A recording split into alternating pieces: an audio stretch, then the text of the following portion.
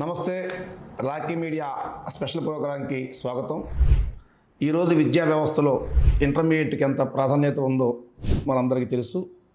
Engineering entrance examination కోసం ఎన్ని రకాల విభాగాలు ఉంటాయో వాటి గురించి పూర్తి వివరాలు తెలియచేయడానికి ఐఐటి విభాగంలో 3 దశాబ్దాలు పైగా సుదీర్ఘమైన అనుభవం ఉన్న కేఎస్ఆర్ గారు, డిఎస్ఆర్ గారు మనతో ఉన్నారు.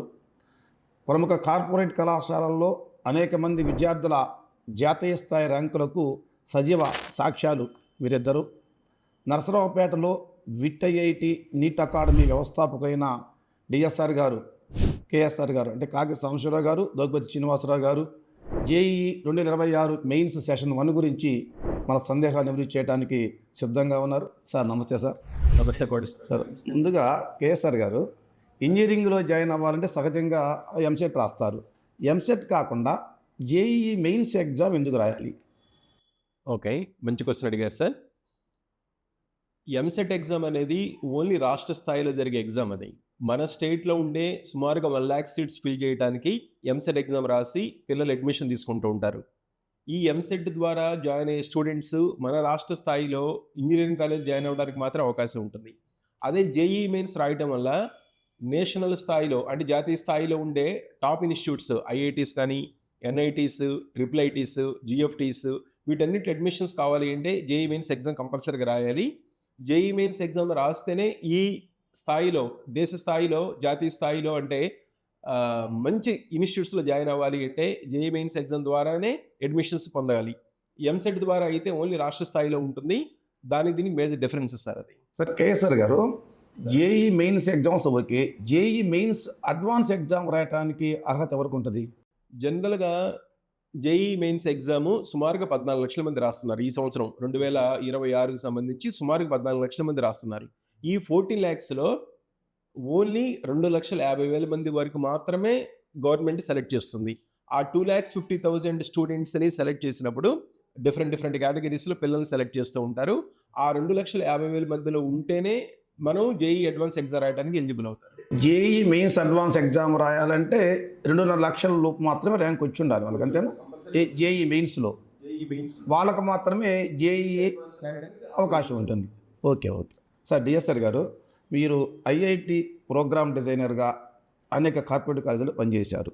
అయితే ప్రజెంట్ మీ సొంత అకాడమీ విట్ జూనియర్ కాలేజీ ఉంది, ఇక్కడ అకాడమిక్ డిజైనర్గా ఉన్నారు. అంటే దేశం మొత్తం మీద అసలు ఎంతమంది విద్యార్థులు మెయిన్స్ స్పెల్ 1లో పోటీ పడుతున్నారు? అసలు ఈ సెషన్కి ఎందుకు అంత ఇంపార్టెన్స్? అది 2025 సంవత్సరం 14 లక్షల మంది అప్లై చేస్తే 12,60,000 మంది రాశారు ఎగ్జామినేషన్. అంటే అప్లై చేసిన వాళ్ళందరూ కూడా ఎగ్జామ్ రాయలేదు. అన్ని లక్షల మంది పార్టిసిపేట్ చేసేటువంటి ఎగ్జామ్ ఈ సంవత్సరం 14 లక్షల వరకు మరలా అప్లై చేశారు. ఈ 14 లక్షల్లో జేఈఈ మెయిన్స్ ఎగ్జామినేషన్కి ఫేజ్ 1, దీని సెషన్ 1 అంటాము. ఈ సెషన్ 1కి ఎందుకు ప్రయారిటీ ఇస్తారంటే జనవరి 21 నుంచి 30 తేదీ వరకు ఈ ఎగ్జామినేషన్స్ నడుస్తాయి. వీళ్ళకి ఫిబ్రవరి చివరాఖరులో ప్రాక్టికల్ ఎగ్జామ్స్ అని, మార్చిలో బోర్డ్ ఎగ్జామినేషన్స్ అన్నీ వస్తాయి. ఆ ప్రిపరేషన్కి ఇది కొంత ఏకాగ్రత ఇస్తుంది, కాన్సన్ట్రేషన్ ఇస్తుంది. సో ఇప్పుడు కనుక సెషన్ 1లో కనుక ఈ ప్రిపరేషన్ కనుక చేస్తే మంచిగా వాళ్ళకి బోర్డ్ ఎగ్జామ్కి బాగా పనికి వస్తుంది. రెండోది, ఈ ఎగ్జామ్లో కూడా ఎక్కువ మార్కులు సాధించవచ్చు అనేది స్టూడెంట్స్ యొక్క అభిప్రాయం. రెండోది, ఇది ఒక అపోహ మాత్రమే, కానీ ఇది కొన్ని సందర్భాల్లో సెషన్ 1లోనే మంచి పర్సంటేజ్ రావాలని కాదు, సెషన్ 2లో కూడా, అది ఏప్రిల్లో జరుగుతుంది, అక్కడ కూడా దీనికంటే మంచి మార్కులు వచ్చే అవకాశం ఉంటుంది. అయితే బోర్డ్ ఎగ్జామ్స్ ముందుగా ఉండటం వల్ల దీనికి ఉండేటువంటి ఇంపార్టెన్స్ ఎక్కువ ఉంటుంది.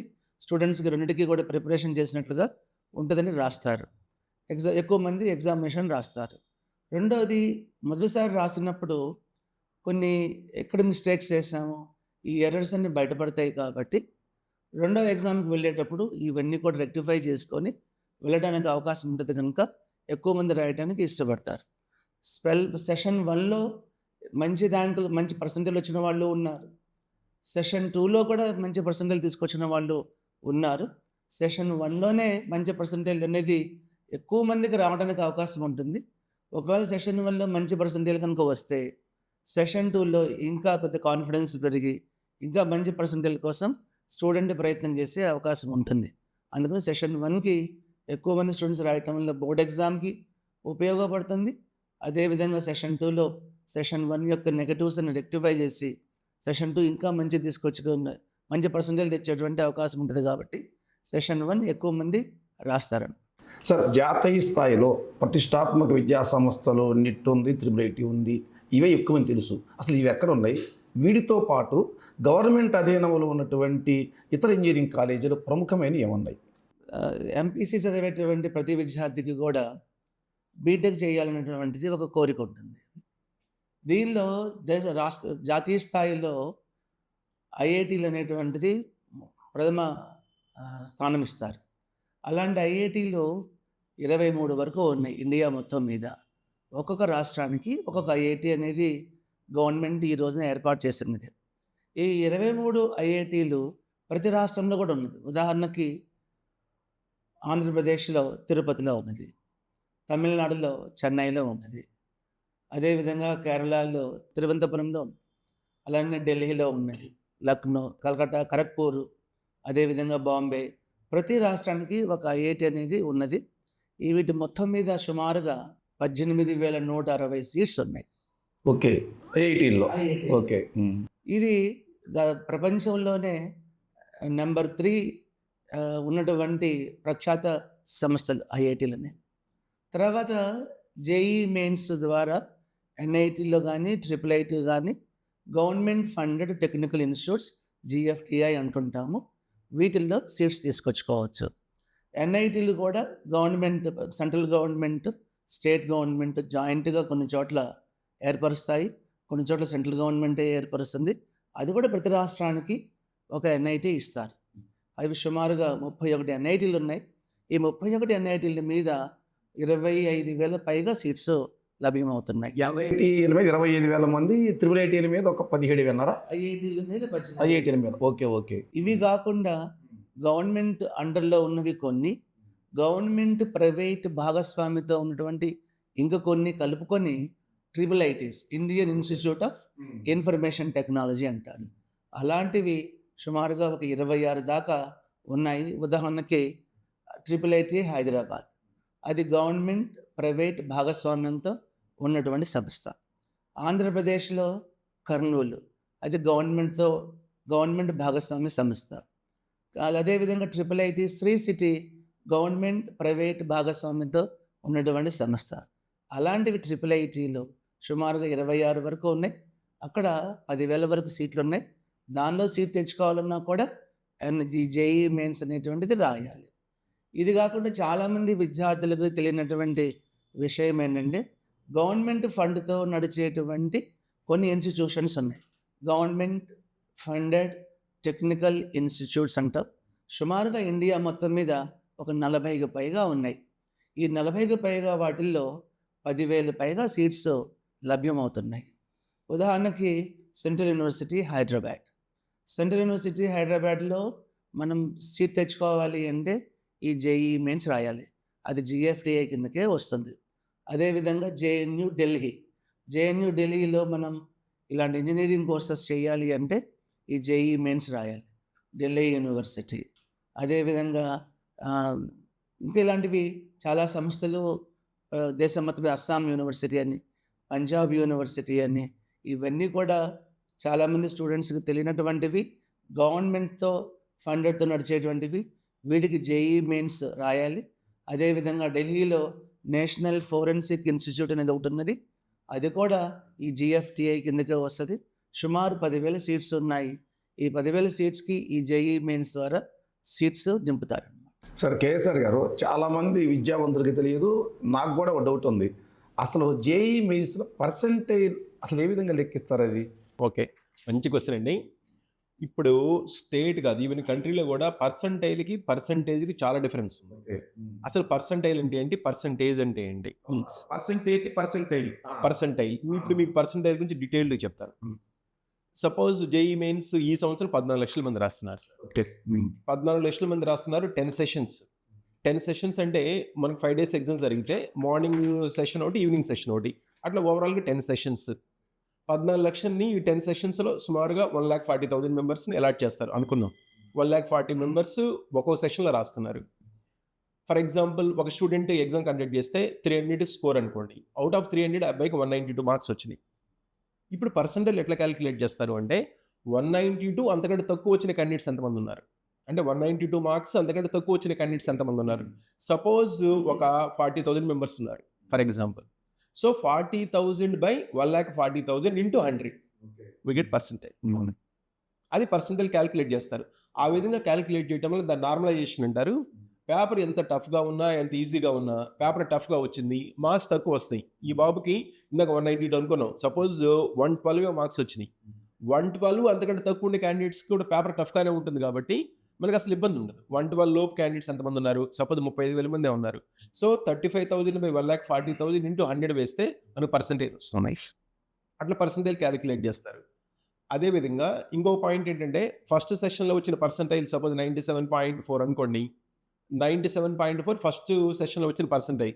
మరలా ఏప్రిల్లో జరిగే సెకండ్ స్లాట్లో కూడా ఎగ్జామ్ రాసినప్పుడు ఆ బాబుకి కనుక 98% వచ్చింది అనుకోండి. ఈ రెండిట్లో బెటర్ ఆప్షన్ 98% కాబట్టి పిల్లవాడికి 98% బేస్ చేసుకొని ర్యాంకింగ్ ఇస్తారు. అది పర్సంటేజ్ అంటే ఇప్పుడు మామూలుగా మనం ఫర్ ఎగ్జాంపుల్ 10th క్లాస్లో ఉంది. 10th క్లాస్లో అబ్బాయికి అవుట్ ఆఫ్ 600 480 మార్క్స్ వచ్చినాయి. సో 480 బై 600 ఇంటూ 100 వేస్తే మనకి ఎంత 80% వస్తుంది. పర్సంటేజ్ వేరు, పర్సంటైల్ వేరు. పర్సంటైల్ అంటే టోటల్గా ఇప్పుడు ఇందాక మనం అనుకున్నాం 99% అని. అంటే 99% మీన్స్ 99% కంటే తక్కువ వచ్చిన క్యాండిడేట్స్ అందరూ ఇతని కింద ఉంటారు. అది పర్సంటైల్కి పర్సంటేజ్ డిఫరెన్స్. సార్ అంటే మంచి పర్సంటేజ్ సాధించాలంటే జేఈ మెయిన్స్లో అసలు ఏ సబ్జెక్ట్ ప్రియారిటీ ఇవ్వాలి, అసలు ఏ విధంగా చాప్టర్స్ ప్రిపేర్ అవ్వాలి స్టూడెంట్స్? ఇప్పుడు జేఈ మెయిన్స్లో మంచి పర్సంటేజ్ రావాలి అంటే అన్ని సబ్జెక్ట్స్ కూడా ఈక్వల్ ప్రయారిటీ ఇవ్వాలి. మ్యాథమెటిక్స్, ఫిజిక్స్, కెమిస్ట్రీ ఈక్వల్గా ఇవ్వాలి. మ్యాథమెటిక్స్లో ఎక్కువ వచ్చి ఫిజిక్స్లో తక్కువ వచ్చినా లేదా ఫిజిక్స్లో ఎక్కువ వచ్చి కెమిస్ట్రీ తక్కువ వచ్చినా సరే పిల్లవాడికి పర్సంటైల్ పడిపోతుంది. అంటే పర్సంటైల్ ఎక్సలెంట్గా ఉండాలి అంటే 3 సబ్జెక్ట్స్లో కూడా ఈక్వల్ ప్రయారిటీ ఇచ్చుకుంటూ వెళ్ళాలి. సెకండ్ వన్ ఏంటంటే యాక్చువల్గా జేఈ మెయిన్స్ 2 years తర్వాత అన్ని సబ్జెక్ట్స్ మీద అన్ని టాపిక్స్ నేర్చుకోవడం అంటే చాలా టఫ్గా ఉంటుంది. ఫర్ ఎగ్జాంపుల్ మ్యాథమెటిక్స్ తీసుకుంటే 2 yearsలో 54 టాపిక్స్ ఉన్నాయి. 54 టాపిక్స్ పిల్లవాడు మైండ్లో పెట్టుకొని చేయాలంటే అది కష్టం అవుతుంది.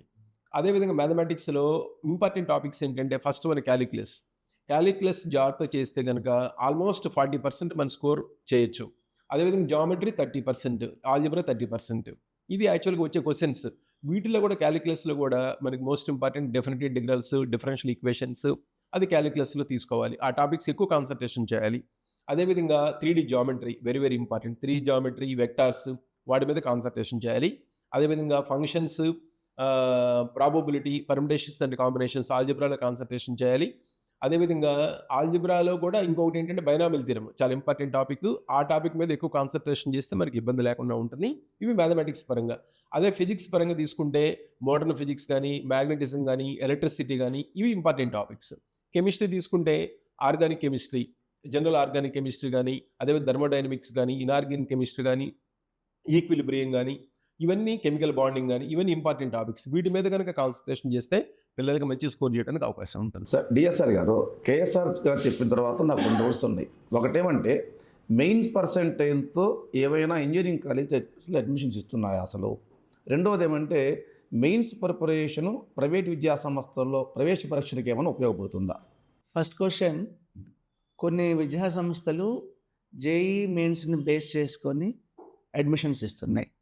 ఉదాహరణకి ఎక్కువగా డీమ్డ్ యూనివర్సిటీస్ ఎస్ఆర్ఎం కానీ, ఎంఈటీ కానీ, లేదా ఎల్పియు కానీ, అలానే విజ్ఞాన్ యూనివర్సిటీ, అలానే కేఎల్యు యూనివర్సిటీ, ఇలాంటి డీమ్డ్ యూనివర్సిటీస్ ఈ జేఈ మెయిన్స్ని బేసిస్గా తీసుకొని సీట్స్ అలాట్ చేస్తున్నారు. అంటే జేఈ మెయిన్స్ స్కోర్ ఆధారంగా ఓకే పర్సెంటేజ్ ఆధారంగా సీట్స్ వాళ్ళు ఇస్తున్నారు. ఇలాగా వీటితో పాటు ఇంకా సెస్ట్రా యూనివర్సిటీ తమిళనాడు, అదేవిధంగా IIIT హైదరాబాద్ ఉన్నది. ఇంతకుముందు చెప్పాను, అది సెంట్రల్ గవర్నమెంట్ ఒక ప్రైవేట్ భాగస్వామ్యంతో స్టార్ట్ చేసినటువంటి విద్యా సంస్థ. వాళ్ళ ఎగ్జామినేషన్ వేరుగా ఉంటుంది. అయినా వాళ్ళు కూడా ఈ జేఈ మెయిన్స్ని బేస్ చేసుకొని సీట్స్ అలాట్ చేస్తారు. అదేవిధంగా బిట్స్ మెస్రా అని ఉన్నది, అది కూడా ప్రెస్టీజియస్ ఇన్స్టిట్యూషన్, దానిలో కూడా ఇది ఉపయోగిస్తారు. కొన్ని రాష్ట్రాలు ఈ జేఈ మెయిన్స్ స్కోర్గానే వాళ్ళ రాష్ట్రంలో ఇంజనీరింగ్ సీట్స్ని కూడా ఫిల్ చేసుకుంటారు. కానీ మన రాష్ట్రం వరకు దానికి సపరేట్ ఎప్సెట్ ఎగ్జామ్ ఉన్నది.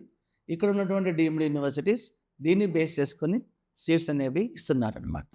అయితే వీళ్ళ ప్రిపరేషను జేఈ మెయిన్స్ ప్రిపరేషను ప్రవేశ పరీక్షలకు ఏమన్నా ఉపయోగపడే అవకాశం ఉందా? జేఈ మెయిన్స్ ప్రిపరేషను, రాష్ట్ర స్థాయి ఈప్సెట్ ప్రిపరేషను రెండింటినీ కనుక మనం బేరీజ్ వేస్తే ఈప్సెట్ ప్రిపరేషన్ వచ్చేసేసి స్పీడ్ మీద డిసైడ్ అవుతుంది. అదే జేఈ మెయిన్స్ కనుక అయితే కాన్సెప్చువల్గా ఎంత స్ట్రాంగ్గా ఉన్నారనేది ఉపయోగపడుతుంది.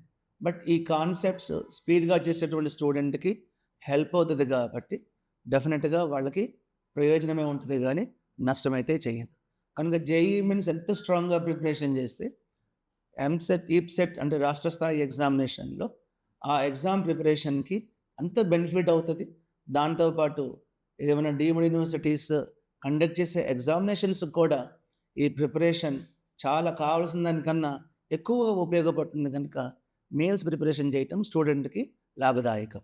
సార్ కేసీఆర్ గారు, మన రాష్ట్రంలో ఎన్ని ఐఐటి, ఎన్ఐటి, ట్రిపుల్ సీట్స్ ఉన్నాయి? అసలు ఎంత ర్యాంక్ వస్తే ఇక్కడ సీట్ వచ్చే అవకాశం ఉంది మన రాష్ట్రంలో? ఓకే సార్, ఇప్పుడు ఐఐటీస్ తీసుకుంటే కంట్రీ మొత్తంలో 23 ఐఐటీస్ ఉన్నాయి. మన స్టేట్లో ఐఐటి ఎక్కడ ఉంది? తిరుపతి ఐఐటి ఉంది. తిరుపతి ఐఐటిలో మనకి సుమారుగా 243 సీట్స్ ఉన్నాయి. 243 ఐఐటి సీట్స్ ఉన్నాయి. నెక్స్ట్ ట్రిపుల్ ఐటీస్ తీసుకుంటే ట్రిపుల్ ఐటీస్ మన దగ్గర 2 ట్రిపుల్ ఐటీస్ ఇందాక డిఎస్ఎస్ సార్ చెప్పినట్టు, ఒకటేమో Kurnool government funded, second one Sri City government plus private. Kurnool triple ఐటీలో సుమారుగా 344 సీట్స్ ఉన్నాయి. అదేవిధంగా ట్రిపుల్ ఐటీ శ్రీ సిటీలో 367 సీట్స్ ఉన్నాయి, ఇది ట్రిపుల్ ఐటీకి సంబంధించి. అదేవిధంగా నెక్స్ట్ నిట్ మన స్టేట్ తాడేపల్లిగూడెంలో ఉంది. ఈ తాడేపల్లిగూడెంలో ఉన్న సీట్స్లో 480 సీట్స్ మన దగ్గర ఉన్నాయి, మన స్టేట్లో ఉన్నాయి. టోటల్గా ఐఐటీస్ కానీ, ట్రిపుల్ ఐటీస్ కానీ, అదేవిధంగా ఎన్ఐటీస్ కానీ, ఈ 3 కేటగిరీస్లో మనకి ఎంత ర్యాంక్ తెచ్చుకుంటే మన దగ్గర సీట్ వస్తుంది మీరు అడిగారు. ఎంత ర్యాంక్ తెచ్చుకోవటం అంటే ఇవన్నీ నేషనల్ పూల్లోకి వెళ్తాయి. నేషనల్ పూల్లోకి వెళ్ళినప్పుడు మన దగ్గర వచ్చి నెంబర్ ఆఫ్ క్యాండిడేట్స్ని బట్టి, ఆ కేటగిరీని బట్టి డిసైడ్ అవుతుంది. పర్టికులర్గా ఇంత ర్యాంక్ వస్తే ఎంత సీట్ వస్తే చెప్పడానికి లేదు. అది ఎంసెట్ అనుకోండి, ఓన్లీ మన స్టేట్ వరకే కాబట్టి ఎంసెట్ వెంటనే చెప్పేయచ్చు. ఇప్పుడు సపోజ్ 25,000 ర్యాంక్ వస్తే పలానా కాలేజీలో సీట్ వస్తుందని. కానీ ఇది నేషనల్ పూల్లోకి వెళ్తాయి కాబట్టి ఇవి చెప్పడం కష్టం అవుతుంది. కానీ నెంబర్ ఆఫ్ సీట్స్ ఈ విధంగా ఉంటాయి. సార్ డిఎస్ఆర్ గారు, ఇప్పటికి కూడా చాలామందికి జేఈ మెయిన్స్కి, ఎంసెట్కి తేడా తెలియదు. అసలు 2 ఎగ్జామ్స్ తేడా ఏంటి అసలు? జేఈ మెయిన్స్ జాతీయ స్థాయి పరీక్ష, ఈప్సెట్ అనేటువంటిది రాష్ట్ర స్థాయి పరీక్ష. రాష్ట్ర స్థాయి కాలేజీల్లో అడ్మిషన్ పొందాలి అంటే ఇంజనీరింగ్లో ఈప్సెట్ రాయాలి. అదే జాతీయ స్థాయిలో ఎన్ఐటీలు, ట్రిపుల్ ఐటీలు అలాంటి వాటిల్లో సీట్ తెచ్చుకోవాలనుకుంటే జేఈ మెయిన్స్ రాయాలి. జేఈ మెయిన్స్ వీటికే కాదు, జేఈ అడ్వాన్స్డ్లో మన ఎగ్జామ్ రాయాలన్నా కూడా దీని ద్వారా అర్హత ఉంటుంది. కనుక ఎవరైనా స్టూడెంట్స్ రాష్ట్ర స్థాయి ఇంజనీరింగ్ కాలేజీలో సీట్ తెచ్చుకోవాలనుకుంటే ఈప్సెట్ రాయాలి. జాతీయ స్థాయిలో రాయాలనుకుంటే ఎన్ఐటి, ట్రిపుల్ ఐటీలో జేఈ మెయిన్స్ రాయాలి. వ్యత్యాసం ప్రిపరేషన్లో, జేఈ మెయిన్స్లో మనం కాన్సెప్ట్ నేర్చుకుంటాం. ఈ కాన్సెప్ట్ అప్లికేషన్ మీద క్వశ్చన్స్ ఉంటాయి. డైరెక్ట్గా క్వశ్చన్ కనిపించదు, కొద్దిగా తిరకాసుగా ఉంటుంది, నెంబర్లు మారుస్తారు, సెంటెన్స్ భావజాలం మారిపోతుంటుంది, అది డిఫికల్ట్గా అనిపిస్తుంది.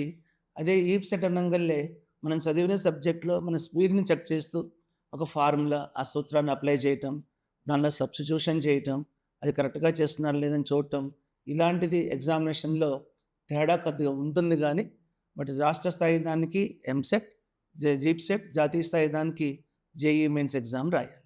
సార్ జేఈ మెయిన్ సెషన్ 2లో అనేక మంది విద్యార్థులు పోటీ పడుతుంటారు, దానివల్ల ఎంత ఉపయోగం ఉంటుంది? రెండో విషయం ఏమంటే సెషన్ 1కు ప్రియారిటీ ఎక్కువ ఇస్తారని చెప్తారు, దీని కారణం ఏంటి? Good question sir. Session 1, session 2 sessions exam పెడతారు. ఎగ్జామ్ గవర్నమెంట్ వారు. సెషన్ 1లో అడ్వాంటేజ్ ఏంటంటే బోర్డ్ ఎగ్జామ్స్ ఏప్రిల్లో ఉంటాయి. బోర్డ్ ఎగ్జామ్ ఏప్రిల్లో ఉన్నప్పుడు పిల్లవాడి జనవరిలో రాస్తారు. సో జనవరిలో ఎగ్జామ్ రాస్తున్నప్పుడు పిల్లవాడికి బోర్డు ప్రెషర్ ఉండదు. ఇంటర్మీడియట్ ఎగ్జామ్స్ రాయాలి, చదవాలి, ఆ ప్రెషర్ ఉండదు. అందువల్ల ఎక్కువ కాన్సన్ట్రేషన్ అంతా కూడా సెషన్ 1లో ఓన్లీ ఆబ్జెక్టివ్ మీద పెడతారు కాబట్టి సెషన్ 1లో ఎక్కువ స్కోర్ రావడానికి ఛాన్స్ ఉంటుంది. సెకండ్ వన్, సెషన్ 2లో కూడా ఎక్కువ రావడానికి అవకాశం ఉంటుంది. అది ఎట్లా అంటే ఫర్ ఎగ్జాంపుల్ సెషన్ 1లో మీకు సపోజ్ 97% వచ్చింది, అది కన్ఫర్మ్ అయింది. సో సెషన్ 2లో పిల్లవాడు ఏంటంటే ఈసారి 97% నుండి ఎక్కువ తెచ్చుకోవాలి, దానికి తగ్గట్టు ప్రిపరేషన్ చేయడానికి ఛాన్స్ ఉంటుంది ఏది సెషన్ 2లో. అట్లా మనకి అడ్వాంటేజ్ ఉంటుంది. ఇంకా డిసడ్వాంటేజెస్ అంటారా? డిసడ్వాంటేజెస్ ఏంటి, సెషన్ 2 పిల్లలకి ఇంటర్మీడియట్ ఎగ్జామ్స్ అయిన 1 వీక్లో ఎగ్జామ్ కండక్ట్ చేస్తారు. అందువల్ల ఏంటంటే పిల్లవాడికి ఎక్కువ కాన్సన్ట్రేషన్ చేయలేడు సెషన్ 2కి. అదే సెషన్ 1లో పిల్లవాడికి ఇంటర్మీడియట్ ఎగ్జామ్స్ ఆ బర్డెన్ ఉండదు కాబట్టి ఎక్కువ కాన్సన్ట్రేషన్ చేయడానికి అవకాశం ఉంటుంది ఆబ్జెక్టివ్ మీద. అందువల్ల సెషన్ 1లో సెషన్ 2 కంటే కూడా ఎక్కువ పర్సెంటేజ్ రావడానికి ఛాన్స్ ఉంటుంది అనే ఉద్దేశంతో పిల్లలు ఎక్కువ ప్రయారిటీ సెషన్ 1కి ఇస్తారు. సార్, ఇంటర్ ఎగ్జామ్స్ మూలంగా సెషన్ 2కి మీకు అంటే టైం తక్కువగా ఉంటుంది. నా ప్రశ్న ఏమంటే ఇంటర్ సిలబస్కి జేఈ మెయిన్స్ ఈ ప్రిపరేషన్కి మధ్య విద్యార్థి గందరగోళపడ్డా? గందరగోళం పట్టడం అంటే ఫర్ ఎగ్జాంపుల్ ఇప్పుడు మాలాంటి కాలేజెస్ బిట్ కాలేజీలో మేము ఏం చేస్తాము అంటే స్టార్టింగ్ నుంచి కూడా టాపిక్ అయిన వెంటనే ఆబ్జెక్టివ్ కోచింగ్ ఇస్తాం. టాపిక్ అయిన వెంటనే ఆబ్జెక్టివ్ కోచింగ్ ఇస్తాం. ఆ విధంగా ఇవ్వడం వల్ల పిల్లవాడికి ఇంటర్తో పాటు ఇక్కడ గ్రిప్ వస్తుంది. గ్రిప్ రావడంతో పిల్లవాడికి ఆబ్జెక్టివ్లో ఎక్కువ స్కోర్ చేయడానికి అవకాశం ఉంటుంది. ఇప్పుడు కొన్ని ఇన్స్టిట్యూట్స్ ముందు ఇంటర్మీడియట్ అంతా చెప్పిన తర్వాత నెక్స్ట్ ఆబ్జెక్టివ్ చెప్తా ఉంటారు. కొన్ని ఇన్స్టిట్యూట్స్ ముందంతా ఆబ్జెక్టివ్ చెప్పిన తర్వాత ఇంటర్మీడియట్ చెప్తా ఉంటారు. దానివల్ల పిల్లవాడు సఫర్ అవుతాడు వాస్తవానికి. అట్లా కాకుండా సైమల్టేనియస్ కోచింగ్ ఇవ్వటం వల్ల పిల్లవాడికి అటు ఇంటర్మీడియట్ గ్రిప్ వస్తుంది, ఇటు ఆబ్జెక్టివ్ మీద గ్రిప్ వస్తుంది. పిల్లవాడు ఎక్కడ కూడా స్ట్రెస్ లేకుండా హ్యాపీగా రాసుకుంటూ వెళ్తూ ఉంటాడు సార్. ఎలాగో మీ విట్ కాలేజీ గురించి ప్రస్తావించారు, మీ కాలేజీ గురించి. ఇప్పుడు చాలా కార్పొరేట్ కాలేజీలు ఉన్నాయి ఈ రాష్ట్రంలో. నర్సరావుపేటలో ఎందుకు ఈ విట్ కాలేజ్ స్థాపించాలి, ఎందుకు అనుకున్నారు? మంచి క్వశ్చన్ అడిగారండి సార్. 2019లో మన విట్ కాలేజ్ నర్సరావుపేటలో స్టార్ట్ చేశాము. 2019 ముందు వరకు కూడా సుమారుగా నాకు 28 ఇయర్స్ ఎక్స్పీరియన్స్. మా డిఎస్ఆర్ సార్కి 33 ఇయర్స్ ఎక్స్పీరియన్స్. ఇంత ఎక్స్పీరియన్స్ ఉండి టాప్ కార్పొరేట్ కాలేజెస్లో మేము ఇద్దరు ఎన్నో ర్యాంక్స్ తెప్పించాం. 100లోకి తెప్పించాము, 10లోకి తెప్పించాము, 1000లోకి ఎన్నో ర్యాంక్స్ తెప్పించాం. కానీ మేము ఇద్దరం కూడా ఇక్కడ చదువుకున్నాం. నర్సరావుపేట టౌన్లో చదువుకున్నాము. మా ప్రాపర్ నర్సరావుపేట. మాది యాక్చువల్ నెగరికల్లు, చదువు అంతా కూడా నర్సరావుపేటే. కానీ మాకేంటంటే కోరిక, నర్సరావుపేట చరిత్రలో ఇంతబడికి సింగిల్ 8 ర్యాంక్ లేదు నర్సరావుపేట చరిత్రలో. కానీ నర్సరావుపేట పిల్లలు గుంటూరు విజయవాడ వచ్చి ర్యాంక్స్ తెచ్చుకుంటా ఉన్నారు. మా దగ్గర చదువుకున్నారు. మేము గుంటూరు విజయవాడ వర్క్ చేసేటప్పుడు మా దగ్గర చదువుకున్న ర్యాంక్స్ తెప్పించారు. కానీ నర్సరావుపేటలో కోచింగ్ తీసుకొని ఐఐటి ర్యాంక్స్ ఎవరు తెప్పించలేదు. మా డ్రీమ్ ఏంటంటే మన కాలేజీ స్టార్ట్ చేసి ఐఐటి సీట్స్ తెప్పించాలి నర్సరావుపేట టౌన్ కానీ ఉద్దేశంతో స్టార్ట్ చేస్తారు 2019లో. ఫస్ట్ బ్యాచ్ 2021కి బయటకు వచ్చింది. మా టైం బాగలేక ఆ టైంలో కరోనా వచ్చింది. కరోనా వచ్చినా సరే పిల్లలకి ఆన్లైన్ కోచింగ్ ఇచ్చేసి ఫాలోఅప్ చేసుకుంటూ వచ్చాము. ఫస్ట్ బ్యాచ్ 11 ఐఐటి సీట్స్ వచ్చినాయి సార్ 2021లో. ఇంకా అక్కడి నుంచి కంటిన్యూస్గా సెకండ్ బ్యాచ్ 2020 తీసుకుంటే 22కు బయటకు వచ్చేసారు వాళ్ళు. అట్లా 22, 23 ఇవాళ వరకు తీసుకుంటే సుమారుగా 52 ఐఐటి సీట్స్ ఒక నర్సరావుపేట టౌన్ నుంచి మన బిట్ కాలేజ్కి వచ్చింది. రీజన్ ఏంటంటే మెయిన్ మా బలం ఏంటంటే మా స్టాఫ్, ఎక్సలెంట్ స్టాఫ్ని తీసుకుంటాం. రెండోది స్టడీ అవర్స్ ఎక్కడ కాంప్రమైజ్ కాం. మార్నింగ్ 6 స్టార్ట్ అయితే నైట్ 10 వరకు లెక్చరర్స్ ఎవరైతే క్లాసెస్ టీచ్ చేస్తారో వాళ్ళే స్టడీ అవర్స్కి వెళ్తారు. ఇప్పుడు నేను డిఎస్ఆర్ సార్ క్లాసెస్కి వెళ్తాం, మా క్లాసెస్కి మేము స్టడీ అవర్స్కి వెళ్తాం.